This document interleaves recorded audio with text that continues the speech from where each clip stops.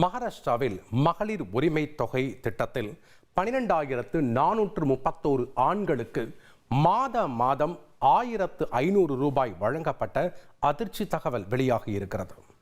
மகாராஷ்டிராவில் கடந்த ஆண்டு சட்டப்பேரவை தேர்தல் நெருங்கிய வேளையில் அவசரமாக மகளிர் உரிமை தொகை திட்டம் தொடங்கப்பட்டது.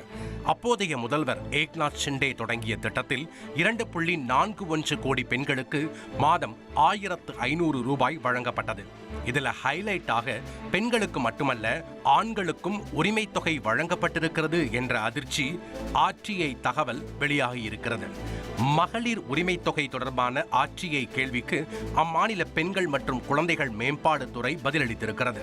அதில் மகளிருக்காக தொடங்கப்பட்ட திட்டத்தில் 12,431 ஆண்கள் பயனாளிகளாக இருந்திருக்கிறார்கள் என்றும் அவர்களுக்கு 13 மாதம் 1,500 ரூபாய் வழங்கப்பட்டிருக்கிறது என்றும் தெரிவிக்கப்பட்டிருக்கிறது.